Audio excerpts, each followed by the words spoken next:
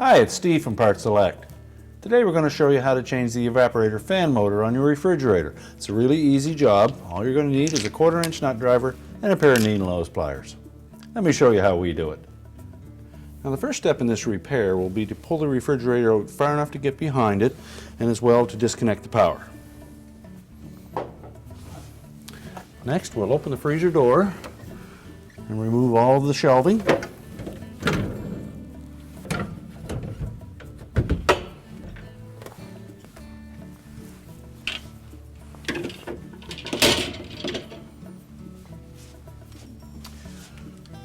Next, we're going to remove the evaporator cover. And there's a total of 13 1/4-inch hex head screws that we'll want to remove off both sides, across the top, and take the next two off just to give us a little more movement.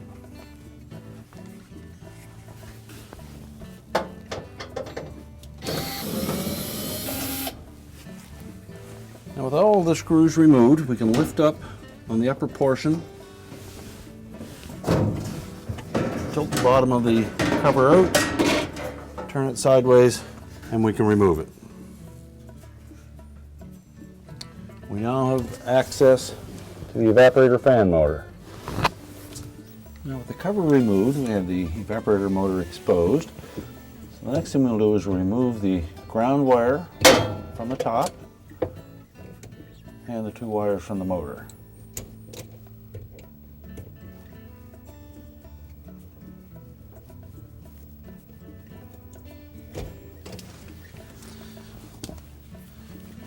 Next, we're going to remove the two mounting screws that secure that bracket to the fan housing.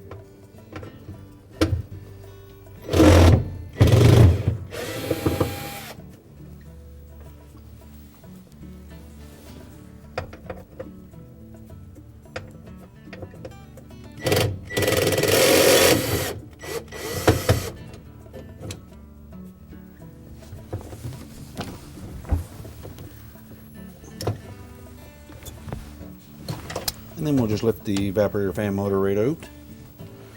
Now that we have the evaporator fan motor assembly on a suitable work surface, first thing we'll do is remove the fan blade. Just pull it off of the shaft. Then we're going to remove two 1/4-inch hex head screws.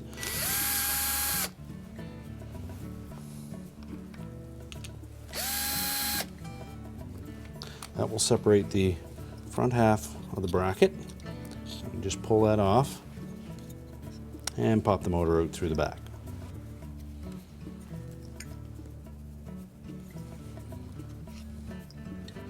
Now the new motor is built slightly different. The terminals are on the opposite side and the ground terminal as well. You could put it in this manner, but it tends to get it up a little too close to the upper housing.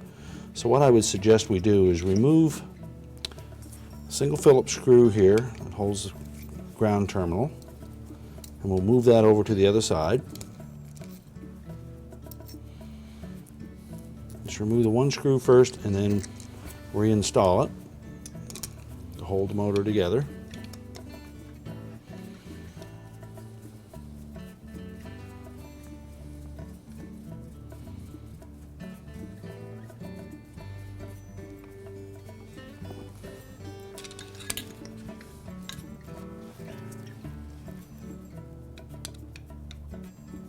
And we'll remove the other side and install that ground clip.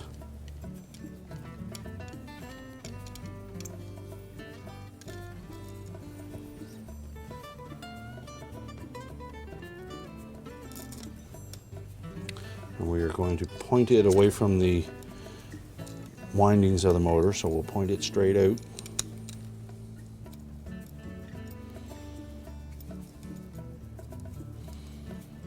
And tighten that screw securely.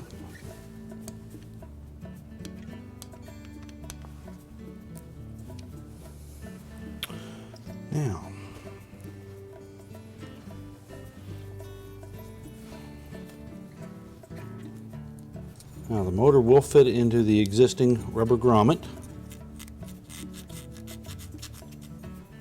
We'll install the front bracket.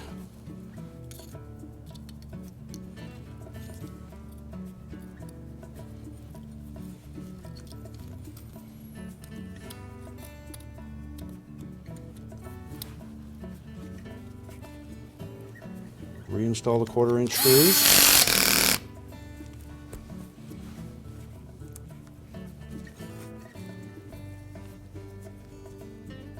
Now when you install the new motor, the terminals to the windings on the motor will be on the opposite side, but there is enough harness there to connect to those. The ground terminal is the one that has the shortest lead on it, and now it's in the proper position. Lastly, we will install the fan blade. Simply press it onto the shaft until it bottoms out, and we're ready to reinstall the motor. Now when installing the new evaporator fan motor, we want to make sure that the locating tabs on each side of that bracket line up with the appropriate holes on the evaporator fan housing. The new evaporator fan motor, we're going to first of all locate the bracket on one side or the other with a little locating tab. And we'll secure it with one screw.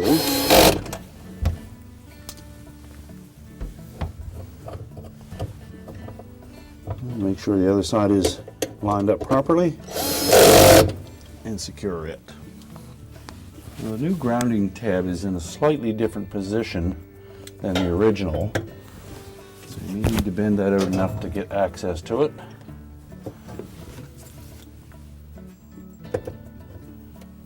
And then we'll install the ground wire.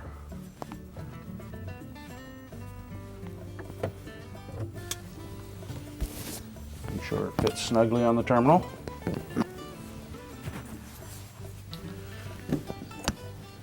The wires to the motor are on the reverse side now, so we'll need to gain a little bit of length in that harness.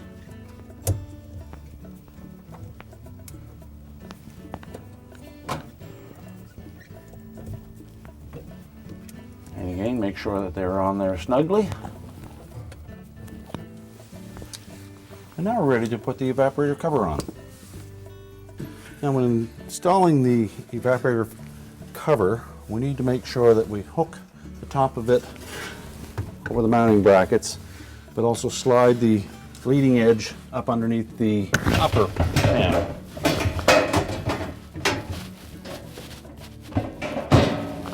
And the bottom should fit inside the drain pan.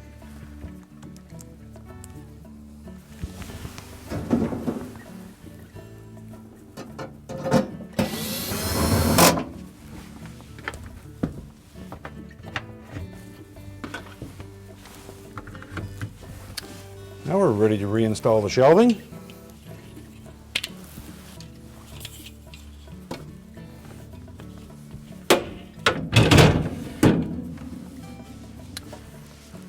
And we can reconnect the power, and our repair is complete. Told you it was an easy job. Thanks for watching, and good luck with your repair.